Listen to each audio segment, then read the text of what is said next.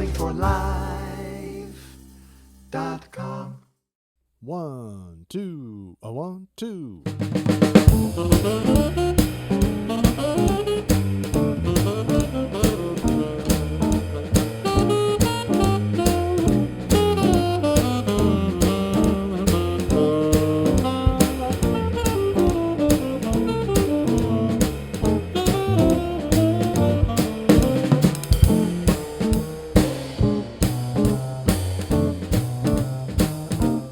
Hey there, it's Vaughn at drumlingforlife.com. Aloha, hope you're doing well.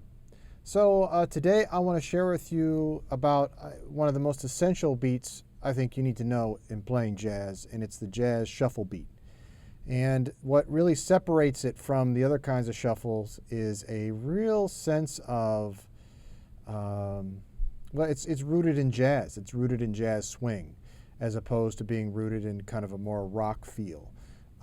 You know, lots of kind of shuffles out there, but this shuffle in particular has a real nice kind of sensitive touch, but at the same time gives a really strong forward motion. It's a hard driving kind of shuffle, but in a real subtle way. So I want to kind of share that with you today. Before we get into that, if you wouldn't mind, please subscribe to my channel and swish that like button if you like what you see, and leave a comment. I love to connect with you, and I do respond to all of my comments. So the jazz shuffle beat for me is essential, and one of the reasons it's essential is in another video I did a live stream last year about the jazz shuffle beat, about 3 different grooves I used to kind of lock the band together. And in there, one of the grooves was the jazz shuffle. And I didn't talk about it in a lot of great detail, so I thought I would take an opportunity to use this video to really highlight this particular groove, this particular beat. So what we want to do, let's just break it down. What we want to do is, if you're ever familiar with the shuffle beat, the left hand is going to do that kind of traditional shuffle pattern, which is basically if you've got three triplet notes, you're going to leave out the middle note, so you've got this kind of just these 2 notes here on the end like this, kind of like, I don't know, like I'm rocking out or something. So you guys got these 2 notes here, this one and this one. So we're just going to go bump, ba bump, ba bump, ba bump, ba bump, ba bump, ba bump. We're going to skip over this one in the middle. So it's going to sound like bop, ba bop, ba bop, ba bop. And if I move it to the snare drum, it's just kind of.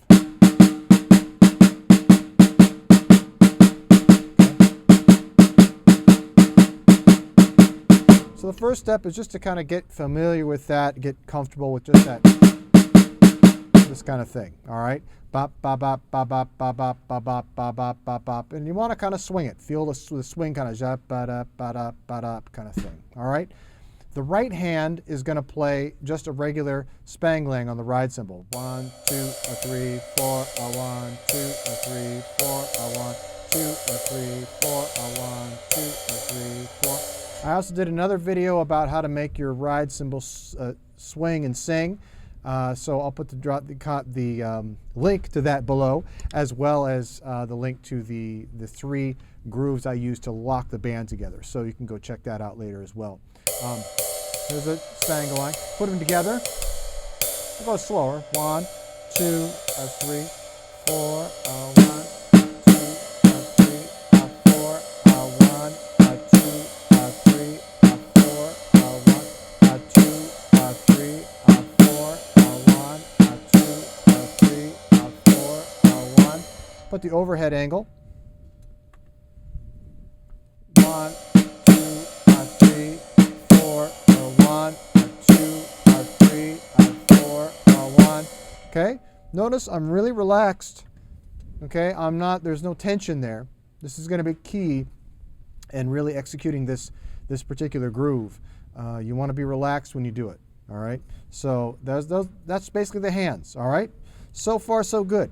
Next, the feet. Feet are very simple. All we're doing is playing 2 and 4 on the hi-hat. So we'll add that in now. 1, 2, 3, 4, 1, 2, 3, 4, 1, 2, 3, 4, 1, 2, 3, 4, 1, 2, 3, 4, right, you got that? Now the next one is just adding the bass drum on all quarter notes. That's it. And when we're doing the bass drum, we're not whacking it really hard. We're kind of just doing a nice light touch. It's a little stronger than when you say kind of feathering the bass drum. So in jazz, we often will, especially if there's, we want to kind of support the bass player, like in a big band, for instance. We want to feel more quarter note pulse.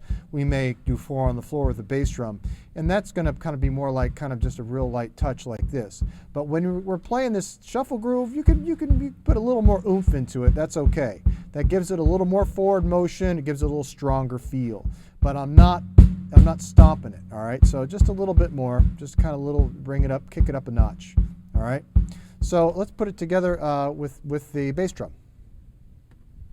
1, 2, 3, 4. 1, 2, 3, 4. 1, 2, 3, 4. 1, 2, 3, 4. 1, 2, 3, 4. 1, 2, 3, 4. 1, 2, 3, 4, and 1 and 2 and 3 and 4 and 1 and 2 and 3 and 1 and 2 and 3 and 4 and 1 and 2 and 3 and 4 and 1. All right. So that's basically the whole groove.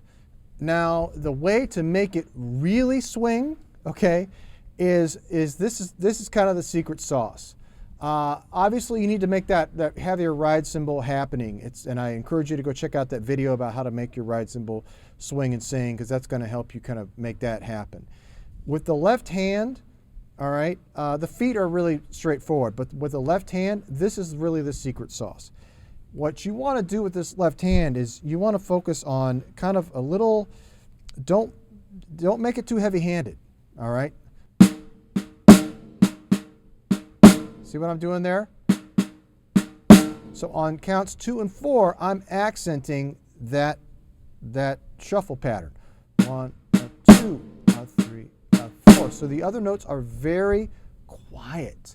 And this is the thing that's hard to do especially with jazz drumming and with drumming in general, is to get one limb to be playing quietly, or a combination of soft and loud, and the other hand to be playing a different dynamic, or the feet to be playing different dynamics than the hands, or the feet different dynamics than each other. So this is one of the beautiful things about learning jazz, and why I encourage everyone to learn jazz, because this kind of fine-tuning and this ability to really mix and match dynamic levels within your instrument and within one particular voice of your instrument, like the snare drum, really makes a big difference in how you can express musically. So really this is a great groove to help you really get in and hone that musical ability on your drums as well. So we're going, let's trim back on the snares. So we're going to go 1, 2, 3, 4, 1, 2, 3, 4, 1, right?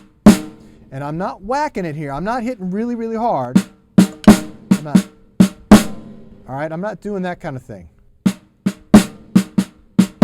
It's a balanced sound all around. So I'm not, my right hand isn't so much louder than my left hand, isn't so much louder than my hi-hat, isn't so much louder than my bass drum.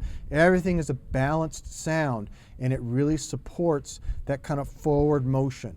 All right, so it's that balanced sound that is essential in making this particular groove really swing. Now, you might have noticed at the beginning I was playing with a drumless track. It's on at vonbaronstore.com. And it's a great drumless track. It's Route 66, just the chords only. For copyright reasons, I can't put the melodies of all these songs on YouTube. So that's why I have this just actually the chords only. But you can check it out over there at vonbaronstore.com.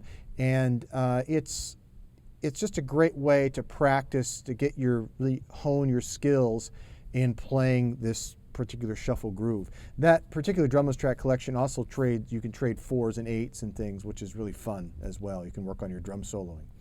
So let me put this all together for you, and you can kind of see and hear kind of how I play it, and I'll just really focus in on each of the different voices. So focus in on that left hand. Listen to what I'm doing with my left hand. Focus in on the ride cymbal. Listen to what I'm doing with the ride cymbal. Focus on the bass drum and the hi-hat. Maybe just kind of go around and listen to each one as I'm playing, and it kind of give you an idea of how I'm mixing them all together. 1, 2, 1, 2, 3.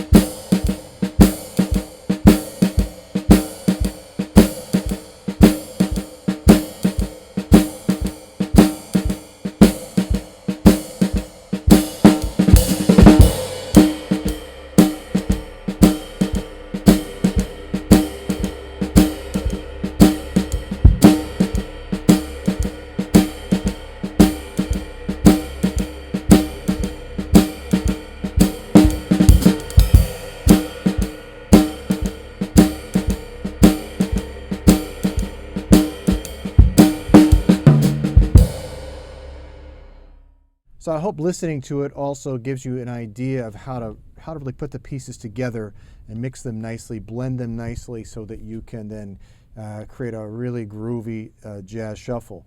Now, again, this thing is really great if the time is getting squirrely and people are in the band are going different directions, and you really want to lock in that time. I drop into this, and immediately it's like a magnet. It brings everybody back. So it's very cool for that reason as well. But it's also just a lot of fun. And if you're going to use it, you can use it in like a blues. It works really great. You can use it anywhere. It's a nice kind of contrast as well. For instance, if the solo is going up, kicking up a notch, you may want to drop into a shuffle groove. It's a jazz shuffle, really supports soloing in kind of a swing style. So that's also a great place to use it. So just experiment with it, see what works for you, and just have fun. All right, so just a couple more things I want to share with you. I write a blog. It's all written specifically for drummers, and it's at vonbaronmusic.com. It's called Von Baron Drummer Blog, and it's great. I get a lot of views from all over the world. It's every day. It's very exciting to be connecting with people in different countries, and we share that common love of drumming. So hope you'll check that out. I also teach private Zoom lessons. I use all these different camera angles as well for the lessons, and you can sign up for those at vonbaronstore.com. And while you're there, you can also download those drumless tracks I was sharing with you earlier, the Jazz Swing 4/4 trading 4s and 8s drumless tracks. Those are really great and very popular. Actually, probably one of my most popular drumless tracks at the store. So I know you'll enjoy those too. And the last thing I want to share is that I have the jazzdrumschool.com, and over there right now I have the brushes mastery course. If you really want to take your brushes to the next level and really be able to use them in a musical context, I encourage you to go check that out. All right, so thanks so much again for watching, and as I always say, keep on drumming. Take care. drummingforlife.com